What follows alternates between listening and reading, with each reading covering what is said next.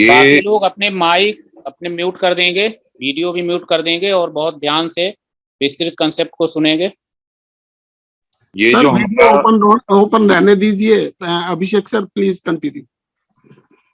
ये जो हमारा प्रियम्बल है, जिसको हम रोज दोहराते हैं, रोज की बात करते हैं, रोज का रिपीटेशन, साइटेशन, रिसाइटेशन करते हैं।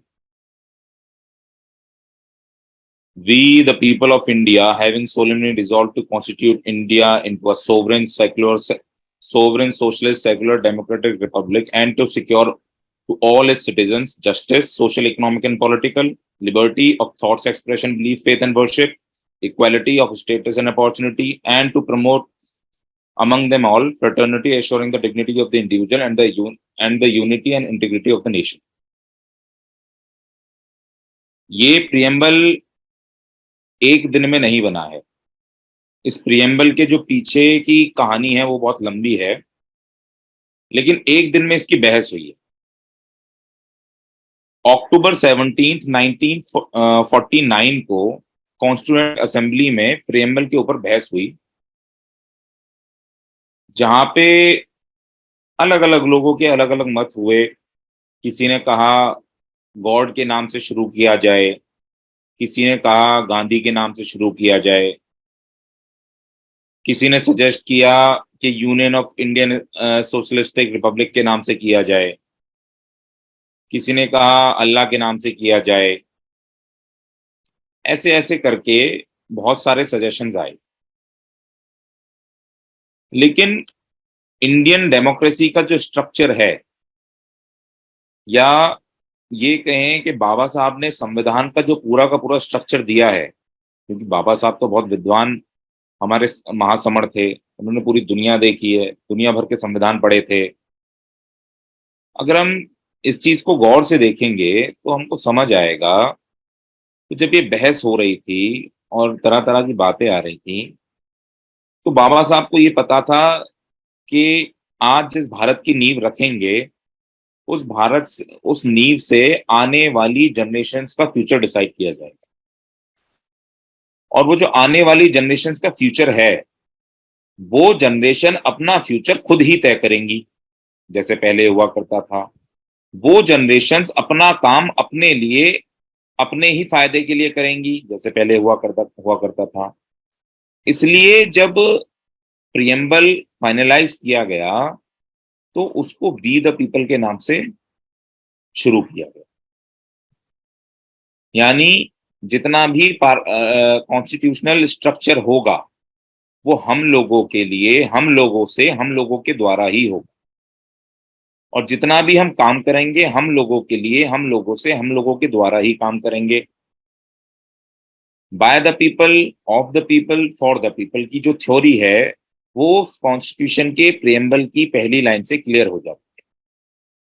लेकिन ये जो थ्योरी है ये एकदम से तो निकल के आई नहीं, ये एकदम से तो रातों रात किसी को सपना आया नहीं। हाँ, अमेरिका ने इससे पहले कर दिया था, क्योंकि अमेरिका का जो प्रियम्बल है वो भी द पीपल से शुरू होता है। लेकिन उससे भी पहले अगर हम पीछे जाएंगे, उससे भी इतिहास में अगर हम जाएंगे और देखेंगे कि ये जो कॉन्स्टिट्यूशन है, ये जो भारत का संवैधानिक ढांचा है, ये जो भारत का संविधान है, इसकी नींव कहाँ रखी गई? इसकी नींव रखी गई बहुत पहले, अशोक के काल से भी पहले, बुद्ध से भी पहले। क्योंकि भारत जो है वो गणराज्य संघ है। जब हम पढ़ते हैं तो हमको पता चलता है India is A union of state. Bharat एक गणराज्य संघ है, बहुत सारे जो स्टेट्स हैं उनका एक संघ है। तो वो जो सांघिक ढांचा है वो बहुत पहले से आया, बुद्ध से भी पहले से आया, जब पहले सांघिक ढांचा चला करता था, जब सारे के सारे संघी एक साथ बैठा करते थे और एक साथ बैठ के अपने लिए डिसीजन लिया करते थे। अब वो जो डिसीजन होते थे अपने खुद के लिए हुए, वो अच्छे हैं या बुरे हैं, वो फायदा करेंगे या नुकसान करेंगे, वो सारे हैं हमारे ही। और वैसे भी जब सब साथ में मिलकर डिसीजन लिया करते हैं, वो डिसीजन गलत नहीं हुआ करते, और अगर वो गलत भी हुआ करते हैं तो उनको ठीक कर लिया जाता है। संविधान की कहानी बुद्ध से आती है, संविधान की कहानी अशोक से आती है, संविधान की कहानी उससे पहले से आती है। तो जितना भी संवैधानिक ढांचा है वो हमको नेचर से मिलता है। जैसे सर्वाइवल ऑफ द फिटेस्ट का रूल होता है। सीधा सा सिंपल सा रूल है, हम जितने भी यहाँ समण हैं, जो सबसे ज्यादा फिट होगा ब्रेन से, एजुकेशन से, हेल्थ से, वो आगे निकल जाएगा। ये नेचर ने दिया है।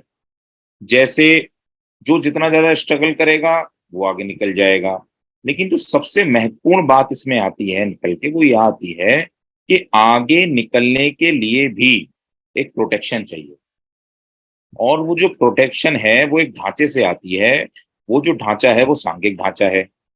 अगर हमारे पास कोई भी ढांचा जो सांघिक है, उसको लेकर के अगर हम आगे चलते हैं तो हमारी प्रोटेक्शन होती है। हमारे जितने भी नेचुरल रूल हैं उसमें हम फिट बैठते हैं और हम आगे निकलते हैं। अब संविधान के साथ पिछले कुछ समय में समस्या क्या हुई है, वो बहुत गहरी सोचने वाली है। अगर आप मुड़ के देखेंगे तो इनिशियल 2000s में, लेट 90s में, या 2010, 11, 12 तक भी संविधान की कोई बात नहीं किया करता। सब ये तो बात किया करते थे कि हमको ये अधिकार मिला है, ये अधिकार चला गया। हमको ये प्रमोशन में आरक्षण मिलना था, ये चला गया। हमको नौकरी में आरक्षण मिलना था, ये नहीं मिल रहा है। हमको जुडिशरी में आरक्षण मिलना था, ये नहीं मिल रहा है। किसी की कोई नौकरी का झगड़ा रहता था, कहीं कोई अधिकार नहीं मिलते थे। हमारे ज्यादातर जो आंदोलन, जो प्रक्रियाएं, जो क्रियाएं होती थी, वो सारी की सारी उसी हिसाब से चला करती थी। लेकिन हमने 2010 के बाद 11, 12, 13, 14 से स्पेशली संविधान की एक आवाज उठती हुई देखी। और हर तरफ से ये शोर निकल के आया कि संविधान खतरे में है, संविधान को बचाओ, संविधान खतरे में है, संविधान को बचाओ। हमने सबने सुना है और हम सब के सब इस बात को मान गए। और हमने सबने एक ही तरफ से इस काम को शुरू कर दिया। तो हमने क्या काम किया? संविधान को पढ़ना शुरू किया, पढ़ाना शुरू किया, उसकी क्लासेस लगानी शुरू की, उस पर चर्चा करनी शुरू की। हद तो तब हो गई जब इस किताब को मोमबत्ती के आगे रख के उस पर फूल भी चढ़ाने शुरू कर दी। हद तो तब हो गई जब इस किताब को सिर पे रख करके रैलियां निकालनी शुरू कर दी। हद तो तब हो गई जब इस किताब को हाथ में लेके नारे लगाने शुरू कर। और कहते क्या है? संविधान के आगे, उस किताब के आगे मोमबत्ती जला के कहते हैं कि हमको इसकी रक्षा करनी है, हमको इसे बचाना। उन मोमबत्ती जलाने वालों से, उन नारे लगाने वालों से, उन फूल माला चढ़ाने वालों से कोई आदमी ये सवाल करे कि अगर इस किताब में लिखे हुए तुम्हारे अधिकार सारे के सारे जा रहे हैं, तो क्या इस किताब को मोमबत्ती जलाने से, इसको पढ़ने से, इसको पढ़ाने से वो आ जाएंगे? कहते हैं हम संविधान को घर घर पहुंचाएंगे, लोगों को बताएंगे संविधान में क्या लिखा है, उसके अधिकार बताएंगे, उसकी जानकारी देंगे और संविधान बच जाएगा।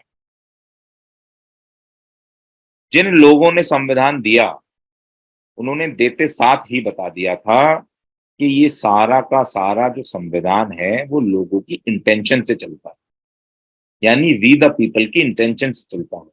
ये जो पहली लाइन है संविधान की, इससे पूरा संविधान गवर्न होता है।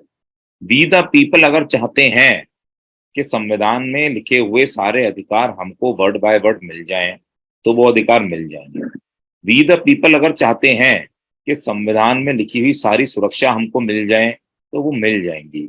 वी द पीपल अगर चाहते हैं कि संविधान में जो जो चीजें हमको दी गई हैं वो हमको एज इट इज मिल जाए, हमारे बच्चों का फ्यूचर सिक्योर रहे, तो वो मिल जाएंगी। लेकिन इसके लिए जो मेहनत है वो भी वी द पीपल को करनी पड़ेगी। और वो जो मेहनत है संविधान को लेके पर्टिकुलरली, वो नारे लगाने से, उसका वाचन करने से, उसकी पढ़ाई करने से, उसका पाठ करने से, या फिर उसको घर घर पहुंचाने से नहीं हो सकता। उसको करने के लिए जो पहली लाइन है वी द पीपल, उसको गहराई से समझना पड़ेगा कि वी द पीपल से डायरेक्टली इंटेंशन जुड़ी हुई है, नीयत और जो है कोशिश जुड़ी हुई है। अगर नीयत है तो उस संविधान में कुछ भी चीजें लिखी हों वो सारी सारी अच्छी तरह से लागू हो सकती है, ना भी लिखी हो तो लिख के लागू की जा सकती है। और अगर नीयत नहीं है तो उसी किताब में कितनी भी अच्छी चीजें क्यों ना लिखी हों, वो सारी की सारी गलत तरीके से लागू की जाएंगी। अगर नीयत नहीं है तो उस संविधान में कितनी भी अच्छी चीजें क्यों ना लिखी हों, उसमें गलत चीजें घुसा के, या कुछ चीज ना लिखी हो उसमें गलत चीजें घुसा के उसको किसी भी तरीके से इम्प्लीमेंट किया जा सकता है। तो ये जितना भी सिस्टम है संविधान का, ये जितना भी सिस्टम है उस किताब का, वो सारा का सारा नीयत से चलता है, इंटेंशन से चलता है, और इंटेंशन होनी चाहिए विद। अब हल्ला तो हम ये मचा रहे हैं पिछले इतने सालों से कि संविधान खतरे में है। हल्ला तो हम इतने सालों से ये मचा रहे हैं कि हमारे अधिकार चले गए। शोर तो हम ये मचा रहे हैं कि हमको कुछ मिला नहीं। शोर तो हम इस बात का मचा रहे हैं कि धीरे धीरे करके आरक्षण खत्म हो गया, सरकारी नौकरी खत्म हो गई, सरकारी विभाग खत्म हो गए। लेकिन कोई भी इस बात को मानने को तैयार नहीं है, इस बात को सोचने को तैयार नहीं है कि ये हो कैसे गया, जब हमारे पिता में हमारे बाबा साहब हमको इतनी मजबूत किताब देके गए जिसमें सारे अधिकार लिखे हुए थे, उसके बाद भी ये हो कैसे गया, जबकि तुम उस किताब को पिछले इतने सालों से रोज पढ़ रहे हो, घर घर तक लेके जा रहे हो, लोगों को बता रहे हो, रैलियां निकाल रहे हो, गोष्ठियां निकाल रहे हो, विचार निकाल रहे हो, विचारों पे बात कर रहे हो, काव्य निकाल रहे हो, संविधान की कविताएं लिख रहे हो। ये चला कैसे गया सब कुछ, इस बात पे सोचने को कोई तैयार नहीं, क्योंकि सबको मजा आ रहा है। सबको लग रहा है आज ये किताब मैंने अपने सर पे रख ली तो मेरी वाहवाही है, कल को किसी और ने वो किताब अपने सर पे रख ली तो उसकी वाहवाही है। हर किसी का डंका बज रहा है, भैया ये भी संविधान बचा रहे हैं और ये भी संविधान बचा रहे हैं और ये भी संविधान बचा रहे हैं। बच नहीं रहा है, बच कुछ भी नहीं रहा है। हालत इतनी बुरी हो गई है कि हमसे पहली वाली जो जनरेशन थी, उस जनरेशन ने जो थोड़ी बहुत सरकारी नौकरियां पाई, उससे हमारे जितने भी आज की जनरेशन बैठे हुए बच्चे हैं वो थोड़े बहुत सक्षम हो गए, 2-4 नौकरियां आ गई। लेकिन आने वाली जनरेशन का क्या? आगे आने वाली जनरेशन को नौकरी नहीं है, नौकरी छोड़िए एजुकेशन नहीं है। सरकारी इंजीनियरिंग कॉलेज में आज की तारीख में जो सालाना फीस है वो 4 लाख रुपए से लेके 5, 6, 7, 8, 9, 10 लाख रुपए तक है। जो बहुत प्रतिष्ठित जो संस्थान है उनमें भी जो फीसें हैं वो बहुत ज्यादा हैं, लाखों लाखों रुपए में है। कैसे पढ़ाएंगे बच्चों को? और चलिए घर मकान बेच के पढ़ा भी लिए तो उनसे सवाल पूछिए जो इतने समय से दम भर रहे थे कि हम आरक्षण में प्रमोशन बचा रहे हैं, हम सरकारी नौकरियों में आरक्षण बचा रहे हैं, हमने अपने संगठन बनाए हैं, हम सरकारी नौकरियां बचा रहे हैं, अपने विभाग की समस्या सुलझा रहे हैं, अपने विभाग के लोगों की सुरक्षा बढ़ा रहे हैं। अरे भाई साहब, अरे भैया मेरे, ये तो बता दो, तुम अपना विभाग तो बचा नहीं पाए, तुम उसमें काम कर रहे हुए लोगों के अधिकार कैसे बचाओगे? तुम उसमें काम कर रहे लोगों को सुरक्षा कैसे दोगे? जिन लोगों से तुमने जिंदगी भर पैसे इकट्ठे करे, चंदा लिया और उनसे ये कहा हम तुम्हारे अधिकार बचाएंगे और बचाएंगे नहीं बढ़ाएंगे भी, उनको क्या जवाब दोगे? तुम्हारी इस हवाई लतीफे के चक्कर में, तुम्हारी स्टंटबाजी के चक्कर में, तुम्हारे खुद के अपने ईगो और अहंकार को पॉलिश और उसको जो है ग्लोरीफाई करने के चक्कर में हमारे आने वाला फ्यूचर बर्बाद हो गया। और तुम नया जुमला निकाल के लाए हो कि संविधान खतरे में है, इसको बचाना है। नहीं बचा सकते, क्योंकि तुम्हारी नीयत नहीं है उसको करने की, क्योंकि तुम चाहते नहीं हो उसको करना।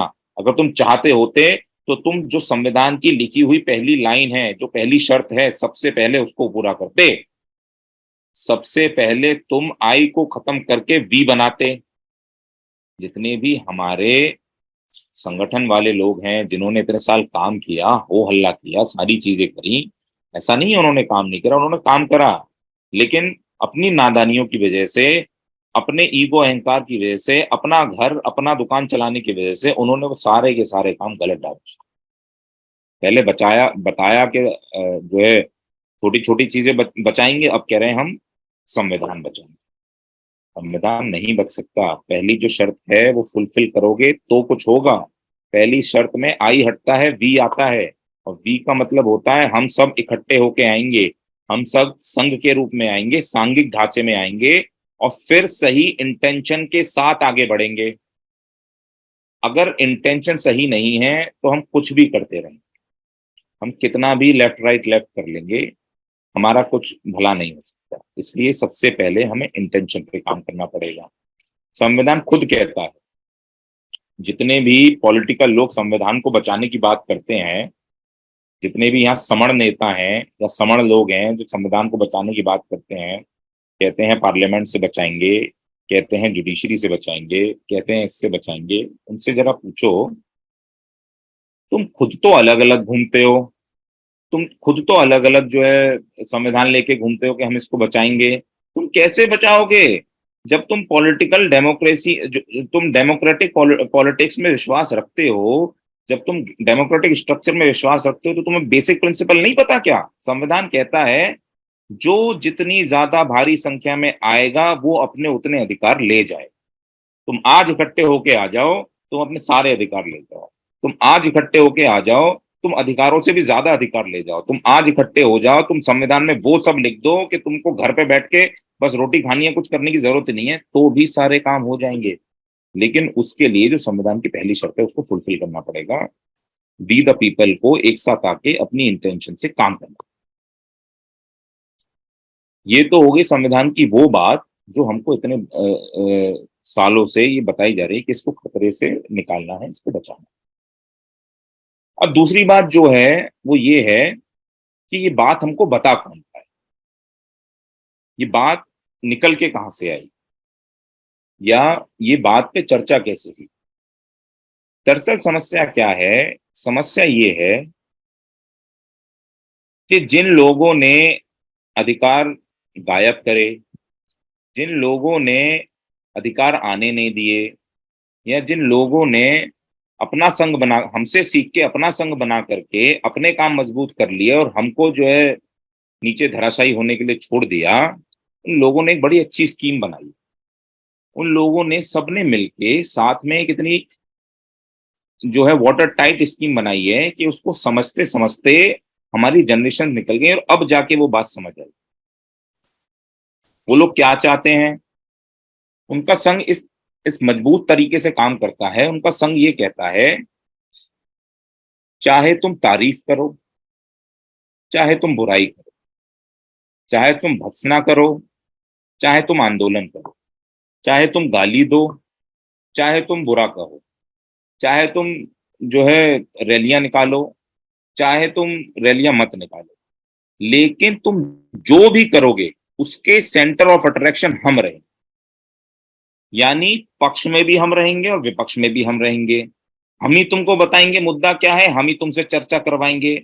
चाहे उस मुद्दे की चर्चा में तुम हमें गाली दो, चाहे उस मुद्दे की चर्चा में तुम हमारी वाहवाही करो, चाहे उस मुद्दे की चर्चा में तुम हमको इस तरह से चुनो या उस तरह से चुनो, लेकिन सेंटर ऑफ अट्रैक्शन या सेंट्रल पॉइंट हम ही रहेंगे। हमारी ही चर्चा होनी चाहिए, हमारी ही बात होनी चाहिए, हमारी ही डिस्कशन होनी चाहिए। हमारे अलावा कोई भी बात, कोई भी चर्चा, कोई भी डिस्कशन ना हो। तो क्या करते हैं? कोई भी, आजकल हम सब देखते हैं, सबके हाथ में फोन है, ट्विटर है, फेसबुक है, न्यूज चैनल्स हैं, हाथ में अखबार है। कोई भी एक मुद्दा नया निकल के आता है और हम सब के सब जितने भी हैं, जो अपने आप को इंटेलेक्चुअल समझते हैं या नहीं समझते हैं, वो सारे के सारे उस एक मुद्दे को उठा करके उस पर बात करने में लग जाते।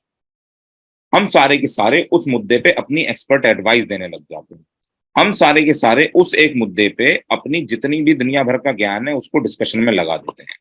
फेसबुक पे अपनी एनर्जी खराब करते हैं, ट्विटर पे अपनी एनर्जी खराब करते हैं, और ये बिल्कुल भी नहीं सोचते कि हमें उनको बुरा भला बोलने में भी उन्हीं का काम हो रहा है, हमें उनके बारे में सोचने में भी उन्हीं का काम हो रहा है, हमें उनकी चर्चा करने में भी उन्हीं का काम हो रहा है, हमें उस बारे में किसी भी तरह की डिस्कशन में फॉल करने से भी उन्हीं का काम हो रहा है। हर तरह से हम उन्हीं का काम कर रहे हैं, क्योंकि हम जो है काम कर रहे हैं वो रिएक्शन का काम। हमारे मुद्दे नहीं होते, हमारे मुद्दों पे कोई चर्चा भी नहीं होती, हमारे मुद्दों की कोई डिस्कशन भी नहीं होती। एक बार मुद्दा कोई छोटा मोटा निकल भी आए तो उसको इस तरह से घुमा के ले आते हैं कि उस पर हम बात ही ना कर पाए, और अगर उस पर बात करें वो बात ही हमारे हाथ से निकल जाती। तो ये जो ताकत है ये उनके अपने संघ की ताकत है जो उन्होंने हमसे सीखी है। और ये उनकी जो ताकत है, ये उनकी ताकत कोई एक्चुअल पावर नहीं है उनकी, वो उनका एक बनाया हुआ डिलेमा है, एक शैम है, जिसको हम एक चुटकी बनाते ही तोड़ सकते हैं। बस हमें करना क्या है कि हमें उस किसी भी डिस्कशन में नहीं पड़ना, उस किसी भी चर्चा में नहीं पड़ना, उस तरह की कोई भी चर्चा नहीं करनी जिस मुद्दों को वो ही हमारे बीच में लाते हैं। जितने भी समझदार लोग इस दुनिया में हुए हैं, या जितने भी हमारे महासमण लोग हुए हैं, उन सबका अगर आप काम करने का पैटर्न देखेंगे तो आपको समझ आएगा कि उन्होंने हमको अपना निकाल के दिया है, अपनी जानकारी निकाल के दी है, अपना इतिहास निकाल के दिया है, और उसी पे चर्चा की है, उसी को आगे बढ़ाया है, उसी पे डिस्कशन की है। उन्होंने कभी भी किसी और के फड्डे में टांग नहीं डाली, उन्होंने कभी भी किसी और के विषय पे कोई चर्चा नहीं की। आप अगर बाबा साहब को बहुत ध्यान से देखेंगे, जो लोग बाबा साहब को बहुत ध्यान से पढ़े हुए हैं, आप अगर समझेंगे, आप जानेंगे, तो आजादी की लड़ाई में बाबा साहब ने कभी भी वो काम नहीं किए जो बाकी लोग कर रहे थे, क्योंकि वहां से जो ट्रांसफर ऑफ पावर होना था, वो ट्रांसफर ऑफ पावर जो है अंग्रेजों से निकल के वो सीधे सीधे उन लोगों के हाथ में जाना था जो हमारा कभी भी भला नहीं कर सकते। लेकिन इन दोनों लोगों के बीच की जो ट्रांसफर ऑफ पावर थी, उस ट्रांसफर ऑफ पावर के बीच में जितनी भी अपॉर्चुनिटीज थी, उन अपॉर्चुनिटीज से बाबा साहब हमारा क्या भला कर सकते थे, या बाबा साहब देश को क्या देके जा सकते थे, या बाबा साहब दुनिया को क्या बता के जा सकते थे, बाबा साहब ने सारा काम उस पे किया। उन्होंने कोई भी काम रिएक्शन में नहीं किया, उन्होंने सारे काम एक्शन में किए। उनके जीवन का जितना भी एक्शन हुआ, उसका नतीजा है कि आज हम बढ़िया बढ़िया घरों में बत्तियों के नीचे रोटी खा रहे हैं बैठ के। अगर बाबा साहब उस समय सारा काम रिएक्शन में कर जाते, तो हम आज अपने घरों में बैठ के रोटियां ना खा रहे होते। वो तो बाबा साहब अपना सारा काम एक्शन में करके गए, तो हमको आज रोटी मिलती है।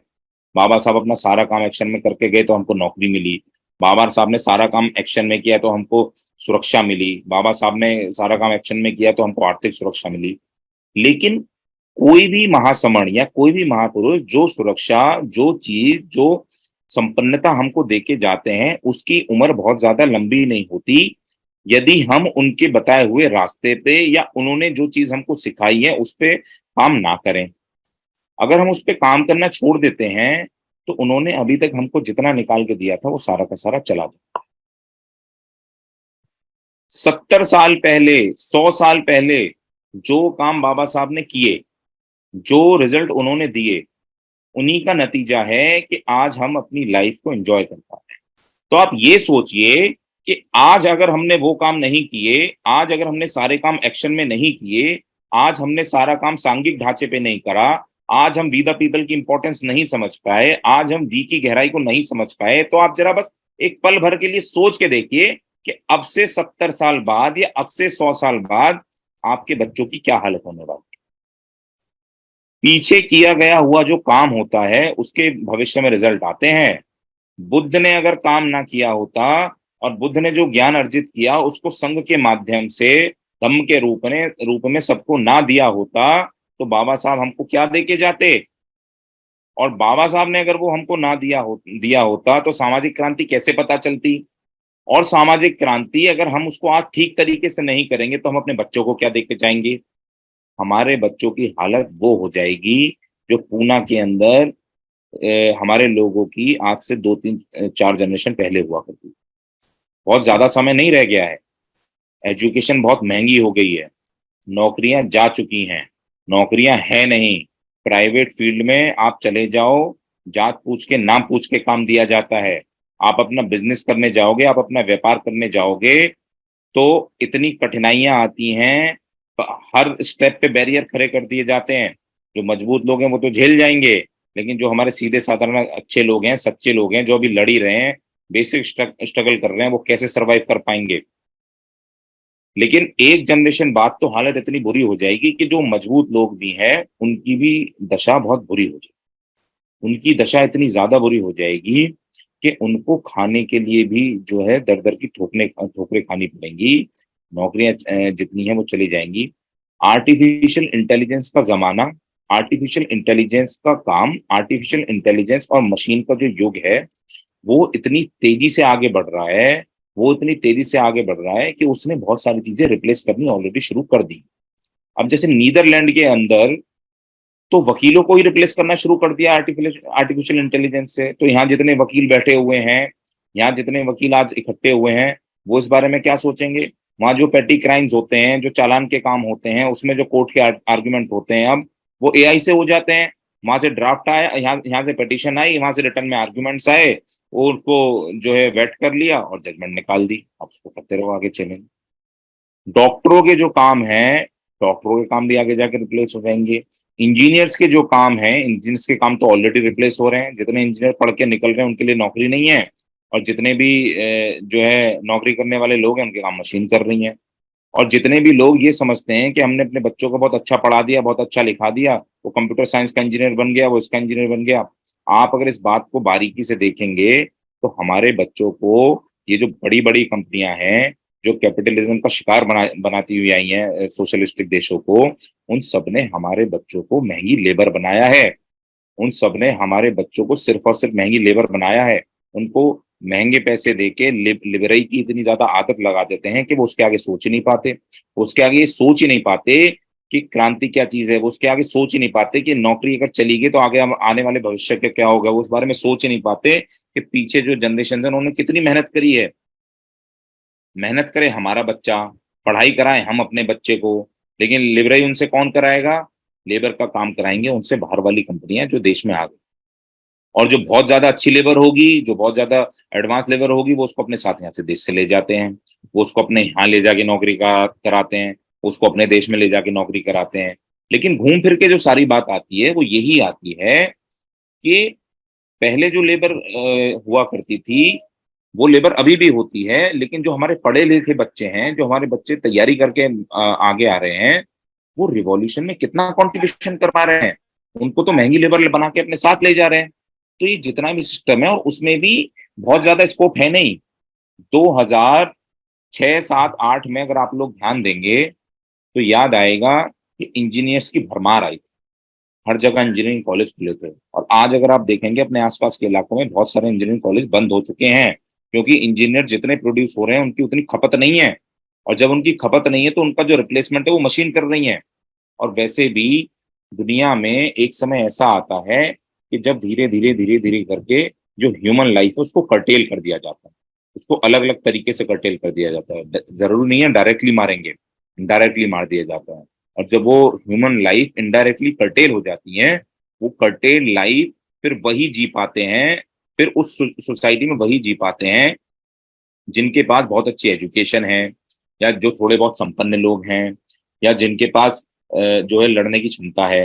लेकिन वो भी बहुत ज्यादा दिनों तक रह नहीं पाएंगे अगर वो इकट्ठे नहीं हैं, अगर वो एक साथ नहीं है।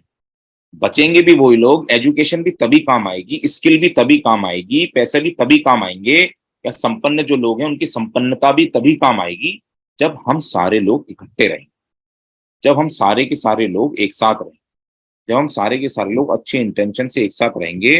और तब हम संविधान से कह सकते हैं कि हे संविधान, अब हम आ गए हैं इकट्ठे होके, इंटेंशन के साथ आए, अब हमारे सारे के सारे अधिकार दे दो। तब जितने भी पॉलिसी मेकिंग होंगी वो हमारे लिए होंगी। जब जितने भी देश में वेलफेयर स्कीम्स होंगी वो हमारे लिए होंगी। जितनी भी देश की चीजें होंगी वो सारी की सारी हमारी होंगी। जहां भी हम जाएंगे वहां हमारा ही डंका बजेगा। लेकिन शर्त सिर्फ एक है, आप जो काम कर रहे हैं, जैसे काम कर रहे हैं, जहां भी काम, आप टीचिंग का काम कर रहे हैं तो टीचर में इकट्ठे होइए, आप इंजीनियरिंग का काम कर रहे हैं तो इंजीनियरिंग में इकट्ठे होइए, आप डॉक्टर बनने तो डॉक्टर में इकट्ठे होइए, आप वकील बनने तो आप वकीलों में इकट्ठे होइए, आप बिजनेस कर रहे हैं तो बिजनेस में इकट्ठे होइए, आप लेबर का काम कर रहे हैं तो आप लेबर में इकट्ठे हुई, आप पॉलिटिक्स कर रहे हैं तो पॉलिटिक्स में इकट्ठे हुई है। अगर आप संगठन भी चला रहे हैं तो भी आपको इकट्ठा होना पड़ेगा। अलग अलग काम करने से कभी भी रिजल्ट नहीं आते, अलग अलग काम करने से कभी भी कोई फायदा नहीं होता। एक गांव का एक कुनबा, जिसमें पूरा का पूरा जो कुनबा है अगर वो एक साथ रहता है, अव्वल तो उसकी तरफ कोई आंख उठा के नहीं देख सकता, और दोयम उसकी तरफ अगर कोई आंख उठा के देखेगा भी तो भैया वो इतने सारे इकट्ठे हैं, एक बार बस भर्रा दिए तो भर्रा के ही काम हो जाएगा। किसी को धमकाने की भी जरूरत नहीं है। सामने वाला आदमी जो है वो डर जाएगा, वो कहेगा कि ये तो सारे के सारे इकट्ठे रहते हैं।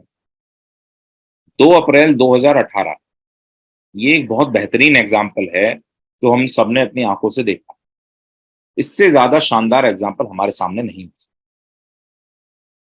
2 अप्रैल 2018 को हम जब चंद घंटों के लिए इकट्ठे हुए तो हमारी प्रोटेक्शन करने वाला जो लॉ था, वो लॉ हमको एक झटके में वापस मिल गया।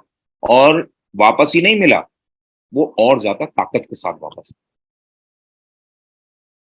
अब आप सिर्फ ये सोच के देखिए कि जब कुछ चंद घंटों के लिए हम इकट्ठे होते हैं तो सुप्रीम कोर्ट का पास करा हुआ फैसला भी बदल जाता है।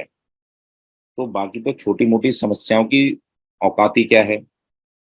अगर हम परमानेंट इकट्ठे हो जाते हैं तो पहले तो हमारा कोई अधिकार जाएगा ही नहीं, उल्टा हमारे सारे के सारे अधिकार बढ़ जाएंगे। वैसे भी जो लोग इकट्ठे होते हैं वो अपने रास्ते खुद बना लेते हैं। संघ अपना रास्ता हमेशा खुद बनाता है। नदी के बहाव की तरह होता है, रास्ता मिल गया तो ठीक है, नहीं तो प्रेशर इतना ज्यादा है कि हम अपना रास्ता खुद बनाएं। ये छोटे छोटे छोटे छोटे हमारे पास एग्जाम्पल्स हैं जिनसे हम सीख सकते हैं। समस्या क्या है? समस्या ये है, संघ तो हमने बनाया है। पहले जब हमारा संघ था तब हम राजा भी हुआ करते थे, जीवक जैसे डॉक्टर भी हुआ करते थे, व्यापारी भी बहुत बड़े होते थे, दुनिया की 32% जीडीपी को भी रन किया करते थे। लेकिन हमने हमने जैसे ही पंचशील का पालन बंद करना शुरू किया, वैसे ही हमारे टुकड़े हो गए, और वो टुकड़ों का नुकसान इतना ज्यादा हो गया कि हम अपना संघ भूल। लेकिन दूसरे लोग बड़े चालाक लोग, उन्होंने हमारा संघ सीख लिया, उस संघ से हमको जो है हमारा संघ सीख के हमको ही पराजित कर दिया। वो मुट्ठी भर लोग, वो गिने चुने लोग, वो संघ से ही इस देश को चला रहे हैं, वो इस संघ से ही हमको दबा रहे हैं, वो अपने संघ से ही हमारे सारे अधिकार, हर जगह उनके लोग, पॉलिटिक्स में उनके लोग बैठे होते हैं, एग्जीक्यूटिव में उनके लोग बैठे होते हैं, जुडिशरी में उनके लोग बैठे होते हैं, अस्पतालों में उनके लोग बैठे होते हैं। अगर नहीं बैठे होते हैं तो वो अपनी जो संघ संघ की आइडियोलॉजी है वो उन तक पहुंचा देते हैं, और जैसे ही वो आइडियोलॉजी उन पे पहुंचती है वो उसी तरह से काम करना शुरू कर देते हैं।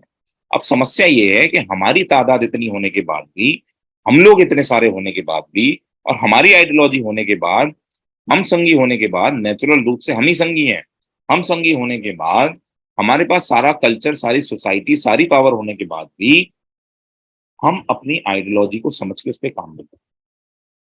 क्या करते हैं कि हमने कोर्ट में केस डाला है, हमने कोर्ट में पिटीशन डाली है कि हमारा फलाना फलाना अधिकार है, हमको मिल जाए।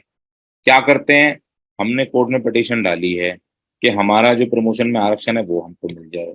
क्या करते हैं कि हमने कोर्ट में पिटीशन डाली है, वहां पे हमारी इतनी नौकरी निकलनी चाहिए थी, वो सारी सारी सीट खाली छोड़ दी, ये बोल के कि कोई भी एलिजिबल कैंडिडेट नहीं, कोई भी सूटेबल कैंडिडेट नहीं मिला, इसलिए हमने कोर्ट में पिटीशन डाली है। कोर्ट ऐसा ऑर्डर पास करती है कि उस ऑर्डर को लेके आप एग्जीक्यूटिव के पास जाओगे कि जी कोर्ट ने ये ऑर्डर पास किया, इस पर जरा लागू कर दो। वो लागू करने में इतने तेज कि वो उस तरह से लागू करते हैं, आप कोर्ट जाना कोर्ट से आना, कोर्ट जाना कोर्ट से आना, यही चलता रहता है। अरे जब कोर्ट में जो आदमी बैठा हुआ है उसकी अगर इंटेंशन होगी आपको कुछ देने की तो वो दे देगा, क्योंकि आप तो सही हो अपनी जगह। अगर उसकी कोई इंटेंशन होगी कुछ करने की तो वो कर देगा। समस्या जो आती है वो इंटेंशन की। अगर इंटेंशन जो कोर्ट में लोग बैठे हुए हैं उनकी नहीं है तो नहीं दे सकते। ऐसा नहीं है कि हमारे काबिल वकील नहीं है कोर्ट में, ऐसा नहीं है कि हमारे काबिल लोग नहीं है कोर्टों में, ऐसा नहीं है कि हमारी रिप्रेजेंटेशन प्रॉपर नहीं है कोर्टों में। इस बात को कह सकते हैं कि रिप्रेजेंटेशन उस रेशियो में नहीं है जिस रेशियो में हम लोग हैं, लेकिन रिप्रेजेंटेशन है। लेकिन जो जजेस हमारे बैठे हुए हैं उनमें भी इतनी हिम्मत नहीं होती है कि वो आउट ऑफ द वे जाके, आउट ऑफ द वे तो छोड़ दीजिए, वो विद इन द लॉ जाके भी हमारा कुछ भला कर सके। बड़ी शिद्दत करनी पड़ती है उन जजेस को। जितने जजेस को आप जानते हैं जो निकले हैं, जो सोसाइटी में आते हैं, उनसे कभी बात कीजिए, बड़ी शिद्दत करनी पड़ती है उनको, बड़ा लड़ना पड़ता है। क्यों? क्योंकि उनके पीछे उनका संघ नहीं खड़ा, उनके पीछे उनके लोग नहीं खड़े। और जो लोग वहां पे जो है अपनी ताकत को पूरा इस्तेमाल करना जानते हैं, अपनी कलम की ताकत को पूरा एग्जीक्यूट करते हैं, उनका पीछे संघ खड़ा हुआ है, उनके पीछे उनके लोग खड़े हुए हैं। हालांकि वो लोगों की संख्या मुट्ठी भर है, लेकिन वो खड़े हुए हैं क्योंकि वो एक साथ। हम अगर एक साथ नहीं होते हैं तो हमारे कितने भी जजेस पहुंचे सुप्रीम कोर्ट, हमारे कितने भी वकील पहुंचे हाई कोर्ट में, हमारे कितने भी जुडिशियल ऑफिसर्स पहुंचे डिस्ट्रिक्ट कोर्ट्स में, हमारा भला तब तक नहीं हो सकता जब तक उनको sense of security, sense of power, sense of संघ ना आ जाए कि हाँ अगर मैं कोई जजमेंट पास करता हूं जो विद इन लॉ होगा, उसको प्रोटेक्ट करने के लिए मेरे साथ मेरे लोग हैं। अब हम जब जब भी जाते हैं, हमारे जितने भी लोग होते हैं, हमारे जितने भी जजेस होते हैं, हमारे जितने भी वकील होते हैं, वो बहुत पूरी कोशिश करते हैं कि कुछ ना कुछ अच्छा लेकर के आए, लेकिन वो नहीं ला पाते। क्योंकि वो एक बहुत पुराना एक जो है शेर चलता है, वो वफा भी उसकी थी, वो दगा भी उसकी थी, वो अपनाने की और ठुकराने की अदा भी उसकी थी। मैं अपनी वफा का इंसाफ मांगता तो किससे मांगता, वो शहर भी उसका था, वो अदालत भी उसकी थी। तो अगर वहीं जाएंगे और उन्हीं से मांगेंगे तो वो क्या देंगे? वो कुछ नहीं देते, वो कहते जाओ यहाँ से। इसलिए हमको अपना जो संघ है उसको जल्दी से जल्दी हर जगह मजबूत करना। वकीलों का संघ कोर्ट्स में हो जाना चाहिए, इंजीनियर्स का संघ जहां वो काम करते हैं वहां हो जाना चाहिए, डॉक्टरों का संघ डॉक्टरों में हो जाना चाहिए, मजदूरों का संघ मजदूरों में हो जाना चाहिए। हम जैसे जैसे उनको करते चले जाएंगे वैसे वैसे ही हमारी जीत अपने आप होती जाएगी। बस हमको उनमें सब में सिंक्रोनाइजेशन रखनी है, अच्छी इंटेंशन से काम करना है और हम जीत जाएंगे। किसी को अगर ये गुमान होता है कि हमारी प्रोटेक्शन पैसे से होती है, या किसी को ये गुमान होता है कि हमारी प्रोटेक्शन सत्ता से होती है, या किसी को ये गुमान होता है कि हमारे तो फलाने रिश्तेदार इतने बड़े अफसर हैं, या हमारे तो फलाने रिश्तेदार, हमारे तो जो है घर वाले इतने बड़े ताकतवर लोग हैं, या पॉलिटिक्स में इतने आगे हैं। अशोक का एग्जाम्पल सबसे बेहतरीन है। अशोक से ज्यादा बेहतरीन कोई एग्जाम्पल नहीं हो सकता। अशोक के समय में हमसे ज्यादा पावरफुल कोई नहीं था, हम ही सब कुछ थे, लेकिन सब धराशायी हो गया क्योंकि संघ खत्म हो गया। संघ अगर है तो कोई भी लड़ाई लड़ सकते हैं, संघ नहीं है तो कोई भी लड़ाई नहीं लड़ सकते। इसलिए हमको संघ का काम है उसको आगे बढ़ाना है, अपने आप को खत्म करके आगे बढ़ाना है, व्यक्ति को खत्म करना है। व्यक्ति को खत्म करने का मतलब ये नहीं कि दूसरे व्यक्ति को खत्म करना है, व्यक्ति को खत्म करने का मतलब ये है अपने आप को खत्म करना है, अपने अहम को खत्म करना है, अपने अहंकार को खत्म करना है। खूब लड़िए, खूब बहस कीजिए एक दूसरे से, खूब तर्क कीजिए एक दूसरे से, क्योंकि जिंदा लोग ही तर्क करते हैं, जो बुद्धिशील लोग हैं वही तर्क करते हैं। खूब तर्क कीजिए एक लोगों से, खूब एक दूसरे से सीखिए, खूब एक दूसरे के जो है बके उखेड़िए, लेकिन सीखने के। अगर आप ये सोच के दूसरे से बात करेंगे कि दूसरे को नीचा दिखाना है अपने ज्ञान को बता के, तो वो काम वहां से गलत है। खूब एक दूसरे को जो है खींचिए, खूब एक दूसरे से सवाल कीजिए, तर्क कीजिए, लेकिन उस तर्क का जो है रिजल्ट संघ के रूप में आना चाहिए। अपना अहम खत्म कीजिए, अपना अहंकार खत्म कीजिए, अपने आप को खत्म कीजिए। जैसे जैसे अपने आप को खत्म करते जाएंगे वैसे वैसे अपने आप पता चल जाएगा कि बच्चों की सुरक्षा कैसे करनी है। जैसे जैसे अपने आप को खत्म करते जाएंगे वैसे वैसे पता चल जाएगा कि सोसाइटी क्या होती है, सोशल रिलेशंस क्या होते हैं, सोशल सिक्योरिटी क्या होती है। सिर्फ सोशल सिक्योरिटी से सारी सिक्योरिटीज आ जाती हैं। अगर आपके पास सोशल सिक्योरिटी है तो उसी से सारी सिक्योरिटीज आ जाती हैं। इसलिए हम अपने आप को जैसे जैसे खत्म करते जाएंगे, आई खत्म होता जाएगा, वी आगे बढ़ता जाएगा, और जैसे जैसे वी आगे बढ़ता जाएगा वैसे वैसे हमारी जीत होती जाएगी। हमको जीतने से कोई नहीं रोक सकता, क्योंकि हमारे पास खोने को कुछ नहीं है, जो है सब पाने को है। क्योंकि हमारी जो सबसे बड़ी ताकत है वो है हमारी संख्या। जितनी जल्दी हम अपनी संख्या को रेगुलेट करके एक साथ जुड़ जाते हैं, जितनी जल्दी हम अपनी संख्या के साथ अपनी संख्या को एक साथ कर लेते हैं, जितनी जल्दी हम अपने लोगों में मिल जाते हैं, जितनी जल्दी संघ उनको पहुंचा देते हैं, हमारी जीत अपने आप होनी शुरू हो जाएगी। जैसे जैसे हम आगे बढ़ते जाएंगे वैसे वैसे हमारे अधिकार वापस आते जाएंगे। जैसे जैसे हम आगे बढ़ते जाएंगे वैसे हमारी चीजें वापस आती चली जाएंगी। फिर किसी को कहने की जरूरत नहीं है कि संविधान बचाओ, फिर किसी को कहने की जरूरत नहीं है कि संविधान से अधिकार चले गए, फिर किसी को कहने की जरूरत नहीं है। जब संघ मजबूत हो जाएगा, इस संविधान के पन्नों में कितने भी चेंजेस हो जाएं, इस संविधान के पन्ने से सारे सारे आर्टिकल्स क्यों ना मिट जाएं, जैसे ही आप संघ को मजबूत कर लेते हो, जैसे ही हम संघी हो जाते हैं सारे के सारे, जैसे ही संघ की संख्या जो संविधान मांगता उतनी हो जाती है, वैसे ही एक कलम की ताकत से उसमें कुछ भी लिख सकते हैं, एक कलम की ताकत से उससे कुछ भी हटा सकते हैं। लेकिन शर्त एक ही है, इकट्ठे होके आ जाओ, सारे अधिकार ले जाओ। इकट्ठे होके नहीं आओगे कुछ भी नहीं मिलेगा। जो बचे कुचे हैं वो भी चले जाएंगे। जो थोड़ा बहुत धन अर्जित किया है, थोड़ा बहुत सिक्योरिटी अर्जित की है, थोड़ा बहुत कुछ अर्जित किया है, सब चला जाएगा। संविधान की शर्त है इकट्ठे होके आ जाओ, अपना सब कुछ ले जाओ, वरना इस किताब को ढोते रहो, वरना इस किताब को पढ़ते रहो, वरना इसकी रैलियां निकालते रहो, वरना इस पे फूल माला चढ़ाते रहो, मोमबत्ती जलाते रहो, कुछ भी करते रहो, ये नहीं बचने वाली।